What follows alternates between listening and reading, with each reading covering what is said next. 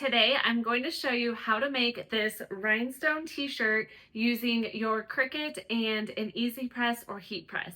Vinyl and Tulle Supply sent over their Hot Fix Rhinestone Starter Kit to share, and this is really cool. Hot Fix rhinestones are little crystals like these that have heat activated adhesive on the back. When you apply heat, they bond to the fabric. And quickly, before we get into it, I recently started a Substack.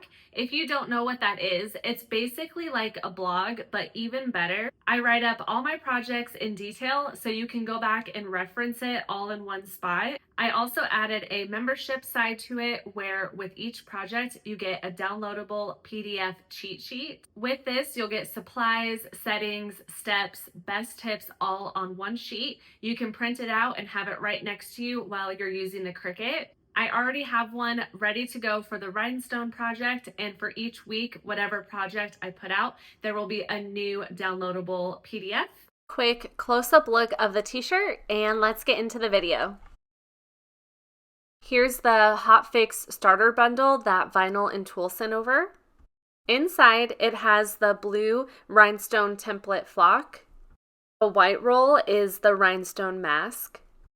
Both of these are 12 inches and they're 1 yard. You can also buy these separately on their website. Also comes with the rhinestone brush. Here's the crystals it came with. They have several other colors on their website. You just want to make sure it says Hot Fix because those are what go on apparel. This is the template board, which makes the whole process a lot easier. Now I'm over on my computer. I'm in Creative Fabrica. This is where I found my template to use. When searching for a template, you have to make sure the holes in it fit the rhinestone size. On the website, it'll say what it is. So mine are the SS10, which are the most common. I'm going to type in SS10 rhinestone template. You have to be a little careful what you type in. If you type in rhinestones with the S, you might not see as many pop up. But here's a whole bunch of different templates that you can use. You can make your own. There's a website called Sure Cuts a Lot. I have not looked into doing that yet. I could do a future tutorial on that. If you're interested, let me know in the comments. Creative Fabrica has a lot to choose from. You can also find some on Etsy, but I pay for this membership, so it's included in that. Here's the one that I chose for this project. It says SS10, so I know it's the right stone size. I just download it. Over in Cricut Design Space, I already have it uploaded, so I'll just pull that into the canvas. I'm putting this on an adult medium shirt. I'm going to do 9 inches for the width for that. Looking in the layers panel, it's grouped together, but it needs to be attached. That's basically like a paper clip that holds it all together. So I'll come down to the bottom and hit attach. That's all I have to do. Everything else is done for me. What it's going to do is the Cricut is going to cut out each circle. Now I can go into the make screen. You do not want to mirror your design, so leave it how it is. To figure out the cut setting, I highly recommend doing test cuts. Every machine and blade are a little different. The one that I found that worked really well is heavy cardstock, and I did more for the pressure. When doing a test cut, I would test just a few of the circles, obviously not the whole design, and I would start with this setting and see how that works. The Cricut will be cutting this template flock, so I'll be adding this to the cutting mat. It has kind of a velvety side, and that will be placed up on the mat. I recommend a clean mat so it'll stick down really well. That will help the Cricut cut those tiny circles a lot better. You can also use a strong grip mat. I'd also check your blade to make sure there's no debris or anything on it. Just make sure it's nice and clean before it starts the cuts. Since there's so many cuts, I figured it might take a while, so I took a screenshot of the time I started it on my phone. It takes a while, so I recommend multitasking while you're doing this. You can clean, watch a movie, listen to a podcast, whatever. And here's the time that it ended. So it took a total of 37 minutes, which is also why I recommend a test cut. You don't want to waste material, but also all that time. I like to just roll up the material to get it off the mat. I'll cut around it with scissors. I always try to keep as much material as I can for other projects. Even the small pieces I can do on small projects. It has little clear pieces of the backing on the mat. To remove this, I recommend a wider squeegee or scraper. It makes it a lot faster and easier. Now here's where I found the best hack. If you go to weed this away, all of the little circles are stuck and not coming out. I found this hack on Angie Holden's YouTube channel. I'll link it down below. So thankful for her because I am not going to go in and individually take out all those pieces. First, I just place this back on the mat so it has something sticky to stick to. Then I grab Cricut Strong Grip transfer tape. This has just been sitting in my craft room. I rarely use it. I cut it down to the size of my template. I peel it away and place the sticky side just right on top of the material. I also grabbed a squeegee and really pressed it into it.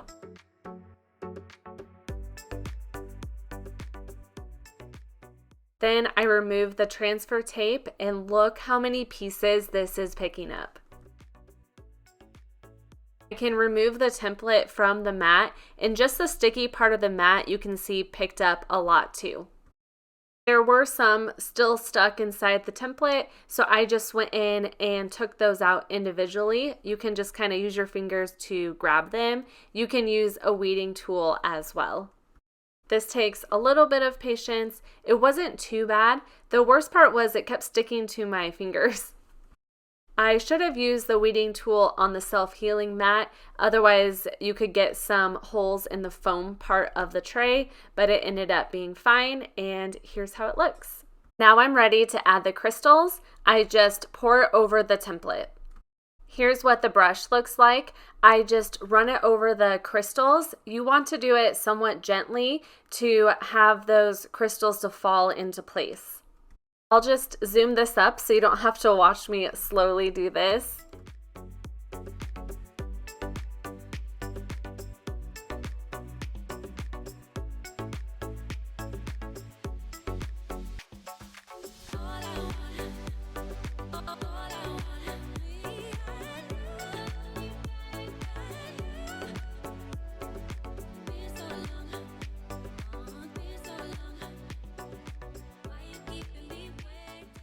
I probably could have added a little more on top to try to get as many filled as possible, but I did grab my dotting pen.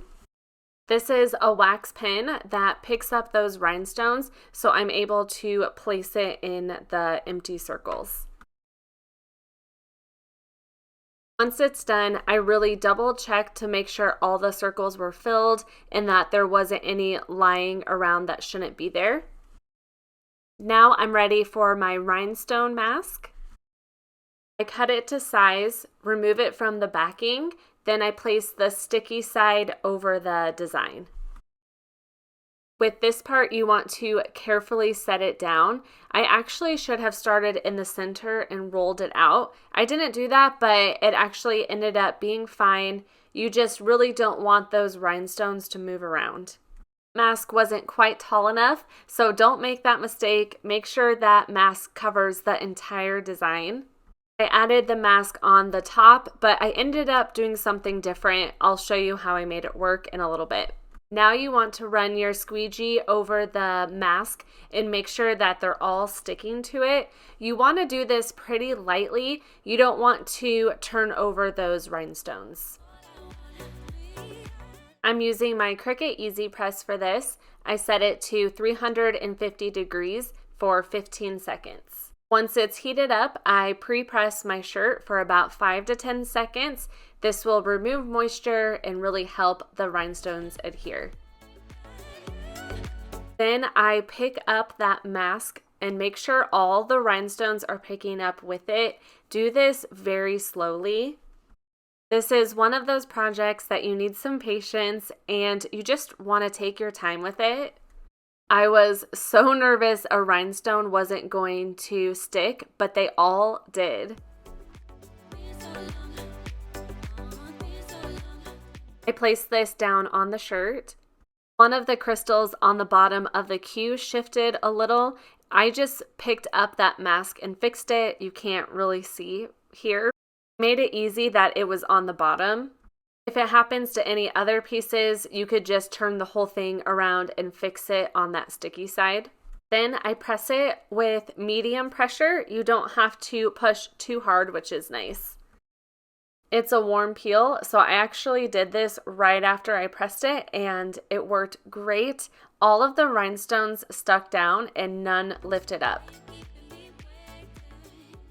Still have my issue with the top since I didn't have the mask covering it. I decided just to do a second press. This time I decided to place a Teflon sheet on top since the heat will be over some of those rhinestones that are already adhered. Did try to mainly just do those top pieces though. I did that for the full time and thankfully it worked. A good little hack is to turn the t-shirt over and press it for a few seconds, and that just helps the rhinestones adhere even more. The great thing about these templates is you can reuse them. It would be super helpful if you're making like group shirts for outings. You would only have to cut it one time. I'm also wondering if you can save the rhinestone mask. I might try to save it just in case. I'm always trying to save on material. Here's how the shirt turned out. It is so beautiful. This is a really fun project and I cannot wait to make more of it. I'll put the washing instructions on the screen. I'll have all the links down in my description box if you want to check it out, and comment and let me know what you think of this. Give it a thumbs up if you enjoyed it, and I would love it if you subscribed if you're new to my channel, and I'll see you in the next one.